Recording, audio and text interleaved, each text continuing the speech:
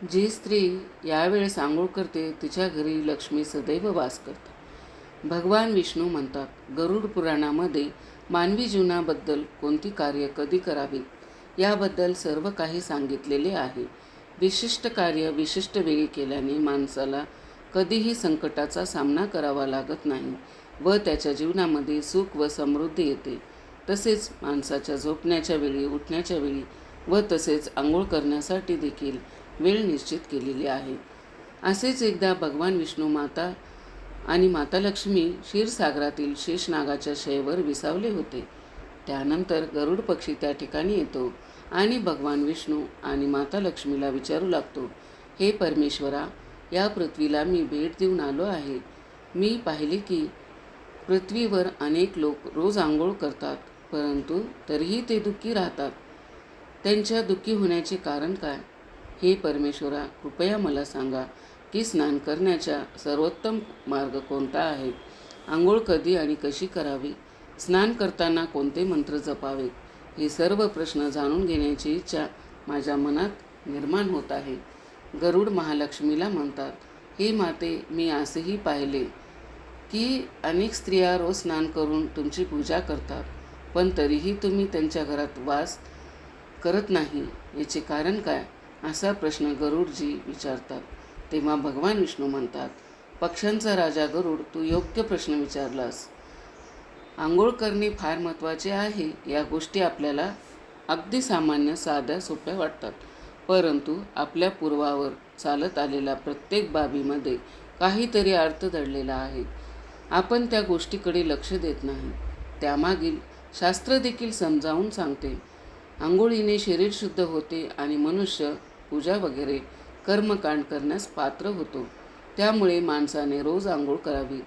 तुमच्या सर्व प्रश्नांची उत्तरे देण्यापूर्वी मी तुम्हाला एक अतिशय पवित्र गोष्ट सांगतो. तुम्ही ते लक्षपूर्वक ऐका.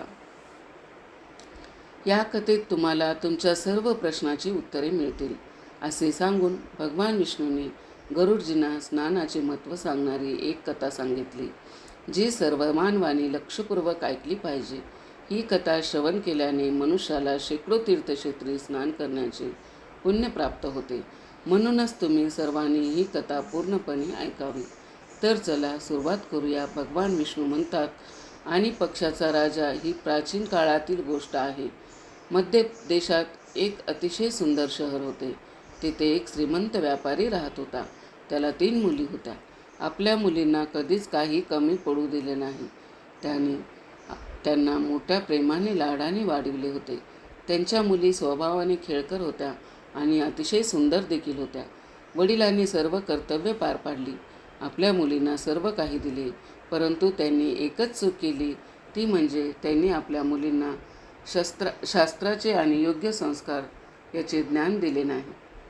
आयुष्यात सर्व काही मिळूनही त्यांच्या मुलीचे आयुष्य अपूर्ण होते. ज्ञानाशिवाय मनुष्य पूर्ण होत नाही.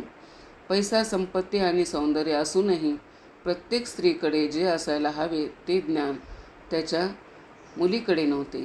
मग त्यांच्या 3 मुली तरुण झाल्यावर शेठने आपल्या 3 मुलींचे लग्न चांगल्या कुटुंबात केले.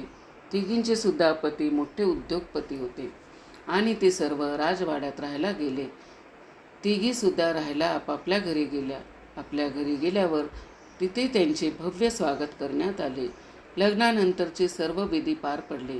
तिघींचेही सासरचे लोक त्यांचा आदर करत होते आणि त्या तिघीही सर्वांशी प्रेमाने वागायच्या. त्यांच्या सासरच्या घरी सुखाने राहू लागल्या. तिघीसुद्धा सकाळी उशिरा उठायच्या, आंघोळ उशिरा करायची, कधीकधी आंघोळ न करता जेवायच्या आणि अधूनमधून पूजा करायची. सासूने त्यांना अनेक वेळा समजावून सांगण्याचा प्रयत्न केला, पण त्यांनी त्यांचा सल्ला ऐकला नाही. त्यांचे काहीच ऐकले नाही आणि स्वतःचे काम करू लागले. पण जसा जसा वेळ निघून गेला तसतसा त्या 3 मुलींच्या सासरच्या घरात अडचणी निर्माण होऊ लागल्या.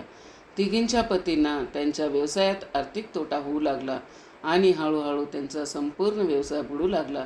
इतरांकडून कर्ज घेऊन व्यवसाय चालवायला सुरुवात केली, पण तरीही त्यांना तोटा सहन करावा लागला.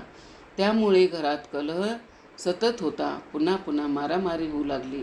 जेव्हापासून या तिघी त्या घरात राहायला गेल्या होत्या तेव्हापासून त्यांच्या घरात संकटे येऊ लागली. तिन्ही बहिणींना त्यांच्या सासरच्या घरी पैशांची इतकी कमतरता होती की त्यांच्या घरातून सर्व काही गमवावे लागले आणि त्या सर्व एका झोपडीत राहू लागल्या. परंतु तिघी बहिणींना झोपडीत राहणे पसंत नव्हते. त्यामुळे त्या सासरचे घर सोडून माहेरी आल्या आणि वडिलांसोबत राहू लागल्या. घरी आल्यानंतरही त्यांची सवय बदलल्या नाहीत आणि घरी आल्यानंतरही तिन्ही बहिणी मोठ्या थाटामाटात जगू लागले. तिथेही तिघीसुद्धा उशिरा उठायच्या, उशिरा आंघोळ करायचे. आंघोळ कधी करायचेच नाही तर कधी आंघोळ केल्यानंतर जेवायच्या आणि कधी आंघोळीच्या आधी जेवायच्या. त्यामुळे त्यांच्या वडिलांनाही व्यवसायात तोटा होऊ लागला. त्यांची आर्थिक व्यवस्थासुद्धा ढसळू लागली. मग एके दिवशी भगवान विष्णू साधूच्या रूपात त्यांच्या दारात आले. त्या साधूचे प्रेमाने स्वागत केले, पाय धुवून नमस्कार केला. तेव्हा शेठला जवळ बोलावून साधूंच्या समोर उभे केले आणि त्यांच्याबद्दलची संपूर्ण हकीकत सांगायला सांगितली. साधूने शेठच्या तिन्ही मुलीकडे पाहिले.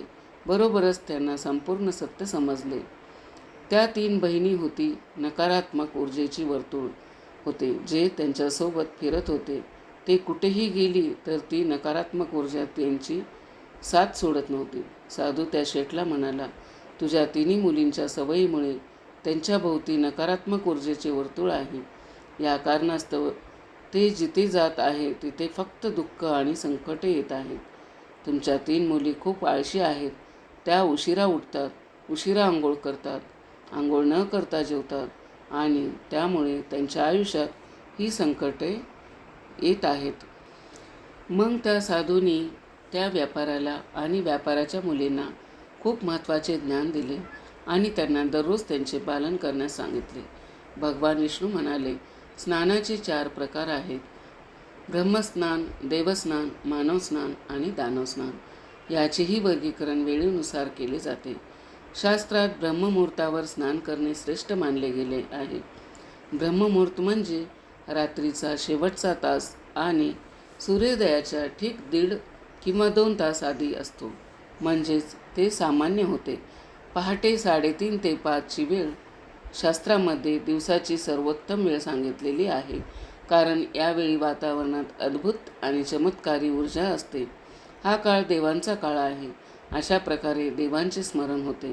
ब्रह्ममुहूर्तावर केलेल्या ब्रह्मस्नानाला श्रेष्ठ स्नान मानले गेले आहे. यावेळी स्नान करून लगेचच सूर्यदेवाला अर्घ्य अर्पण केल्याने जीवनात सुख, समृद्धी आणि शांती प्राप्त होते.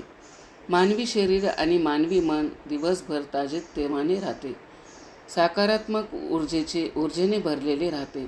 ब्रह्ममुहूर्तावर स्नान केल्याने मनुष्य व्याधी आजारापासून दूर राहतो. त्याचे शरीर निरोगी आणि तंदुरुस्त राहते. दुसरे आहे की देवस्नान. पहाटे 5 ते 6 या वेळेत केलेल्या स्नानाला देवस्नान म्हणतात. सर्व पवित्र नद्याचे स्मरण करून घेतलेले हे स्नान देखील सर्वोत्तम मानले जाते. अशा वेळी आंघोळ केल्याने मानवी शरीरात सकारात्मकता ऊर्जा निर्माण होते आणि शरीरातील सर्व प्रकारची नकारात्मकता आणि वाईट गोष्टी दूर होतात. देवस्नानाच्या आणि वाईट गोष्टी दूर होतात. देवस्नानाच्या वेळी स्नान केल्याने शरीराबरोबरच मनही शुद्ध आणि पवित्र होते. यावेळी स्नान केल्याने धनाची वृद्धी होते.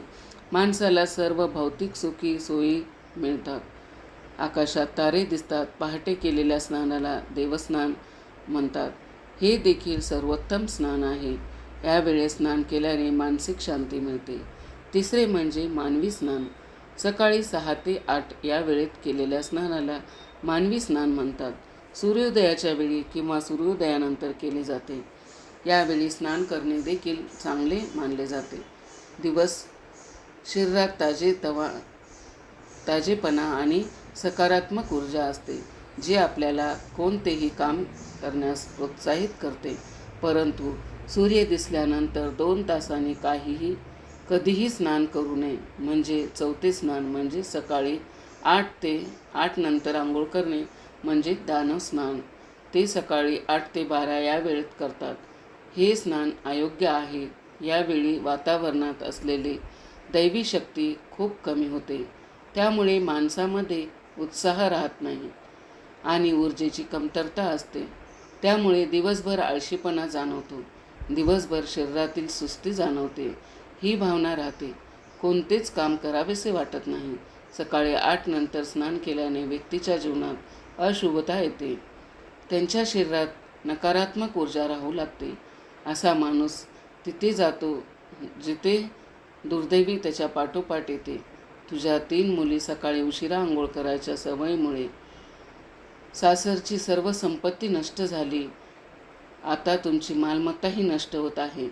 जे लोक सूर्य उगवल्यानंतरही आंघोळ करत नाहीत, त्यांच्या मनात राग, द्वेष, नकारात्मकता, कमजोरी आणि चिडचिड दिवसभर राहते, ज्यामुळे त्यांच्या कामात अडचणी येतात.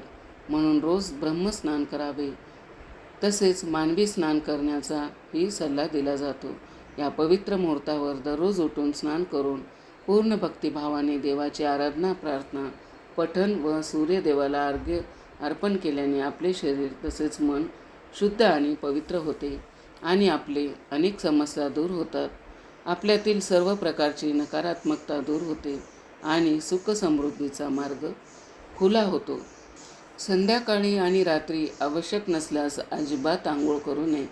भगवान विष्णू म्हणतात, आता मी तुम्हाला अत्यंत महत्त्वाच्या मंत्राबद्दल सांगणार आहे, ज्याचा जप स्नान करताना करावा. म्हणूनच या मंत्राचा जप करताना जो कोणी स्नान करतो त्या क्षणी त्याची सर्व पापे नष्ट होतात. त्याचे दुर्दैवही नष्ट होऊन त्याला सुख समृद्धी प्राप्त होते. तो मंत्र पुढील प्रमाणे आहे. लक्षपूर्वक ऐकावे. गंगे च यमुने चैव गोदावरी सरस्वती नर्मदे सिंधु कावेरी जलेस्मिन् सन्निधिं कुरु. याचा अर्थ, ही गंगा, यमुना, गोदावरी, सरस्वती, नर्मदा, सिंधू आणि कावेरी माता, तुम्ही सर्व माझ्या स्नानाच्या पाण्यात या मंत्राचा जप केल्याने सर्व तीर्थक्षेत्रात स्नान केल्याचे पुण्य प्राप्त होते. अशा प्रकारे भगवान विष्णूने त्या शेठला स्नानाचे महत्त्व सांगितले. तेव्हा शेठच्या 3 मुलींनाही त्यांची चूक समजली. त्या तिघेही आपापल्या सासरच्या घरी राहायला गेल्या आणि भगवान विष्णूंनी सांगितलेले सर्व स्नानाचे नियम पाळू लागले. सकाळी सकाळी ते नियम पाळू लागले. तिघी सकाळी ब्रह्ममुहूर्तावर उठून रोज स्नान करून सूर्याला पाणी देऊ लागल्या. रोज सकाळी आंघोळ केल्याने तिचे शरीर शुद्ध झाल्याने ती नकारात्मक ऊर्जा देखील हळूहळू नष्ट झाली. तिच्या पतीचा व्यवसाय चांगला चालू लागला आणि तिघींचे गमावलेले सर्व वैभव तिघीला परत मिळाले आणि तिघी बहिणी आनंदाने राहू लागल्या. आपल्या आयुष्यात आंघोळीला खूपच महत्त्व आहे. आंघोळीनंतर केली जाणारी सकाळची पूजा ही सकाळीच झाली तरच त्यांची शक्ती मिळते. म्हणून मनुष्याने कितीही उशिरा झोपले किंवा कितीही काम असले तरीही लवकर उठून स्नान करावे. स्नान आणि देवपूजा ही वेळेतच झाली पाहिजे, तरच तिचा आपल्या जीवनात उपयोग, नाही तर मग आजारांना आमंत्रण. कारण जे मनुष्य काही कर्म करतो त्या प्रत्येक कर्माला महत्त्व असते. म्हणून स्नान, देवपूजा या कर्मांना पण तितकेच महत्त्व आहे. त्यामुळे रोज सकाळी लवकर आंघोळ करावी. सकाळी 8 नंतर स्नान करणे अशुभ आहे. अशा प्रकारे भगवान विष्णूने गरुडजींना स्नानाचे महत्त्व सांगितले आहे. कसा वाटला माझा व्हिडिओ कमेंट करून सांगा. तसेच माझ्या चॅनलवर नवीन असाल तर चॅनलला सबस्क्राईब करा. धन्यवाद.